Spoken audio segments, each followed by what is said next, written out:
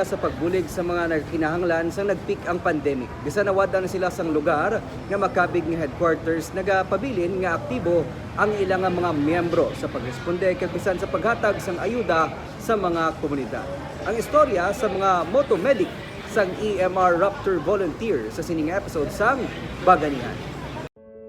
Masami, kung may disgrasya, may emergency medical rescue Raptor volunteer nga makita nagapadapat sang first aid sa mga nasamaran sa insidente sang pagbungguanay. Alerto sila kag aktibo nga nagabulig sa mga medical team sa Bacolod City Disaster Risk Reduction Management Unit humalin pa sa nagpeak ang pandemic. Istorya ni Mario Canoy Jr., ang co-founder sang EMR Raptor sang nagpeak ang pandemic sang 2020. Nakita nilang kabudlayan sa mga emergency responders sang DRRMO ang mga nagdesisyon sila nga magbulig sa syudad bilang mga motomedic. Nga wala sang iban nga responder nga nagwa. Even nga naka-quarantine tanan, pero may mga aksidente gyapon nga nagakatabo. Kagang ginagamit namon nga kisa nga mga ginatransport sa pasyente is mga tricycle. Kisa gayo kami sa mga pulis nga sir pwede ta ni dala ang pasyente sa ospital tungod kay wala sang ambulansya nga ginatag ang syudad. Tungod naka-concentrate lang sila tanan sa COVID response. Gamit ang ilan natunan sa mga training angot sa emergency response, nangin prioridad nila nga matabangan ang mga nagakaksidente sa dalanon, mga nagakapilasan sa sunog, kag bisan sa mga kalamidad kasubong sang baha. Ginabulungan na namon ng pasyente kag kung kinahanglan gid nga dalon sa ospital, gayo kami sa iban nga mga private nga mga salakyan nga kung pwede nila mabuligan ang tao nga madala sa ospital. Tungod siya do kabudlay sa sitwasyon during sang COVID. Kay wala ta sa ligan gid that time kundi wala na ang pagkuan ng namon. Ang iloy nga si Christine Casilaw, online teacher, gani kun hindi masako sa trabaho, nagaserbi siya bilang Raptor volunteer.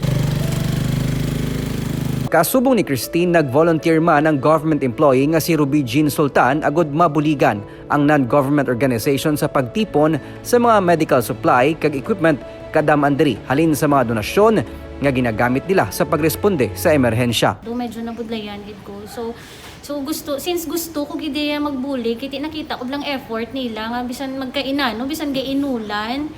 Nablanggaran sila tapos ang ko gusto ko man may bisan pa paano may part ko nga sa group bala nga makabuli kit kuya sa ila. Kiti ilaga ni effort grabe bala bisan kisa wala gasolina. Kisa nabalang wala pa mahaw. Pero sige lang Japon, grabe gid ka nablang ma-inspire ka gid sa ila nga ginahimo. Nangin kaupod man sang Raptor volunteer ang negosyante nga vlogger nga si Kevin Letehio. Sadtuanay sa shop niya nagatipon ang kapin 30 kamakatapo sang EMR Raptor. O galing sa nagligad lang ang Nobyembre, nagtaliwan si Letehio bangod man sang ginbatsa nga balatian. Gani nawad-an man sa ginakabig headquarters o base ang grupo sa mga medical and rescue volunteers.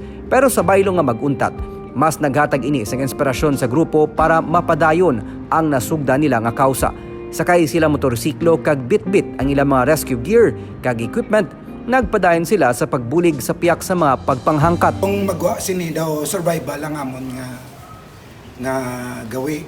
Wala kami base, kulang kami sa ibang nga equipment pero still kung kami gyapon kapursog gyapon kami nga paano makabulig sa mga nagkaka-aksidente sa dalan. Kag damo kabudlayan pero ang Ginoo wala kay pabaya sa amon. Nga aga sige ka mo.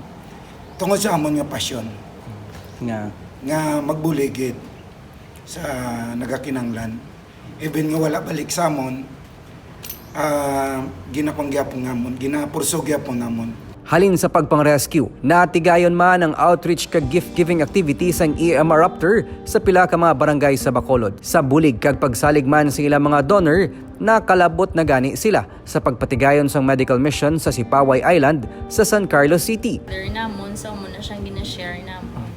Feeding program, ano pa nga mga outreach activities ng out of town? So feeding program, naka-feeding program kami sa Barangay 16 after gito balasang lately ng ninga bagyo. Oo, sang paeng. Tason, do na-inspire kami after sina nga magpakaon bala sa mga kabataan nag-transition naman kami kay may isa man kami kaupod nga doktor siya nga foreigner siya sir nga nagasupport man bala sa amon. So mo na nga gindayon niya nga nag first out of town kami, outside sa Bacolod City. Nagpasipaway kami, dito kami nag-medical mission.